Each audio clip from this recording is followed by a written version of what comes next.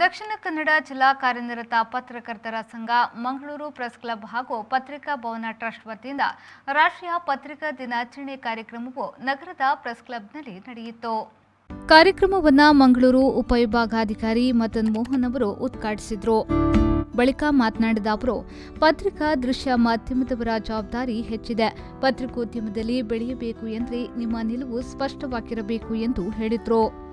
So ಆಗಿನ ಸಂದರ್ಭದಲ್ಲಿ ನಮಗೆ ಆಸಕ್ತಿ ಜಾಸ್ತಿ ಇತ್ತು. ಯಾಕೆಂದರೆ ಯಾವುದು ಕಡಿಮೆ ಇರುತ್ತೋ ನಮ್ಮಲ್ಲಿ ಅಥವಾ ನಮಗೆ ಈಗಿನ ದಿನದಲ್ಲಿ ಏನಾಗಿದೆ, ಈಗ ನೀವು ಒಂದು ಕ್ಲಿಕ್ ಆಫ್ ಅ ಬಟನ್, ಎಲ್ಲರ ಹತ್ರ ಮೊಬೈಲ್ ಫೋನ್ ಇದೆ, ಏನು ಬೇಕಾದರೂ ಹರಿಬಿಡ್ಬೋದು. ನಿಮ್ಮ ಮಾಹಿತಿ ಅಷ್ಟು ಸುಲಭವಾಗಿ ನಿಮ್ಮ ಕೈಯ ಅಂಚಿನಲ್ಲಿದೆ. ಬಟ್ ನಮಗೆ ಆಗಿರ್ತಾ ಇರಲಿಲ್ಲ. ಸೊ ನಾವು ಅದನ್ನು ಇಷ್ಟಪಟ್ಟು ರಾಜ್ಯದಲ್ಲಿ ಏನಾಗ್ತಿದೆ, ದೇಶದಲ್ಲಿ ಏನಾಗ್ತಿದೆ, ಮತ್ತು ಯಾವುದೇ ಒಂದು ಘಟನೆ ನಡೆದರೂ ಕೂಡ ಆ ಸಾಯಂಕಾಲ ನ್ಯೂಸಲ್ಲಿ ಬರೋವರೆಗೂ ಅದು ಬಂದರೆ ಅದು ಖಚಿತ, ಅಥವಾ ಮಾರನೇ ದಿನ ಪೇಪರಲ್ಲಿ ಬಂದರೆ ಅದು ಖಚಿತ ಅನ್ನೋ ಪರಿಸ್ಥಿತಿಯಲ್ಲಿ ಆಗಿನ ಕಾಲಘಟ್ಟದಲ್ಲಿ ಇತ್ತು. ಬಟ್ ಎನಿವೇಸ್ ಅದು ಒಂಥರ ಡಿಫ್ರೆಂಟ್ ಎಕ್ಸ್ಪೀರಿಯೆನ್ಸು. ಬಟ್ ಈಗಿರೋದು it is a very very immediate kind of network. So ಈಗ ನಮ್ಮ ಪತ್ರಿಕಾ ಮಾಧ್ಯಮದ್ದು ಮತ್ತು ಎಲ್ಲ ದೃಶ್ಯ ಮಾಧ್ಯಮ ಆಗಿರ್ಬೋದು, ಯಾವುದೇ ಮಾಧ್ಯಮ ಇರ್ಬೋದು, ಜವಾಬ್ದಾರಿ ಹೆಚ್ಚಿರುತ್ತೆ. ಅನಂತರ ವಿಜಯ ಕರ್ನಾಟಕ ಹಿರಿಯ ಸಹಾಯಕ ಸಂಪಾದಕರಾದ ಕೃಷ್ಣ ಭಟ್ ಆಳದಂಗಡಿಯವರು ಮಾಧ್ಯಮಗಳ ಮುಂದಿನ ಸವಾಲು ವಿಷಯದ ಕುರಿತು ಉಪನ್ಯಾಸ ನೀಡಿದರು.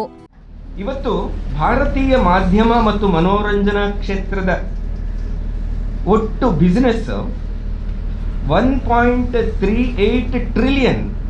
ಅಂದರೆ ಟ್ರಿಲಿಯನ್ ಅಂದರೆ ಗೊತ್ತು ನಿಮಗೆ? 1 ಬಿಲಿಯನ್ ಅಂದರೆ ಶತಕೋಟಿ, 1 ಟ್ರಿಲಿಯನ್ ಅಂದರೆ 1 ಲಕ್ಷ ಕೋಟಿ, ಅಂದರೆ 1.38 ಲಕ್ಷ ಕೋಟಿ ಬಿಸ್ನೆಸ್ಸನ್ನು ಇವತ್ತು ನಮ್ಮ ಮಾಧ್ಯಮ ಮತ್ತು ಮನೋರಂಜನಾ ಕ್ಷೇತ್ರ ಒಳಗೊಂಡಿದೆ. ಅತ್ಯಂತ ಅಗಾಧವಾದಂಥದ್ದು.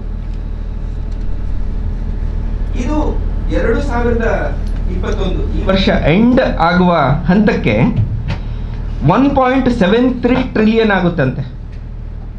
2023ನೇ ವರ್ಷದ ಹೊತ್ತಿಗೆ ಅದು 2.23 ಲಕ್ಷ ಕೋಟಿಯಾಗಿ ಬೆಳೀತದೆ. ಅಂದರೆ ಮಾಧ್ಯಮ ಮತ್ತು ಮನೋರಂಜನಾ ಕ್ಷೇತ್ರದ ಬೆಳವಣಿಗೆಯ ದಾರಿ ಇನ್ನೂ ತುಂಬ ದೊಡ್ಡದಿದೆ ಅಂತ. ಇಲ್ಲದಿದ್ರೆ ನಾವು ಕಡಿಮೆ ಆಗಬೇಕಾಗಿತ್ತದು, ಖಂಡಿತ ಇಲ್ಲ.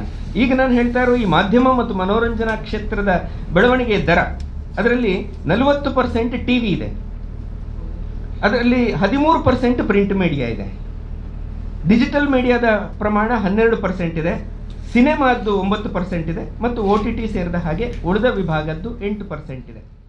ದಕ್ಷಿಣ ಕನ್ನಡ ಜಿಲ್ಲಾ ಕಾರ್ಯನಿರತ ಪತ್ರಕರ್ತರ ಸಂಘದ ಅಧ್ಯಕ್ಷರಾದ ಶ್ರೀನಿವಾಸ್ ನಾಯ್ಕ ಇಂದಾಜೆ ಅಧ್ಯಕ್ಷತೆ ವಹಿಸಿದ್ರು.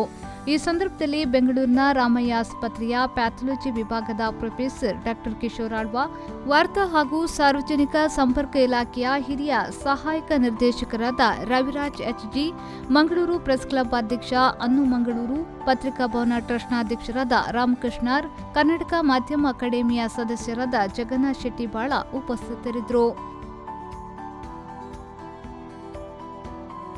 ಶರಸಾಲ್ಯರ್, ವಿ4 ನ್ಯೂಸ್, ಮಂಗಳೂರು.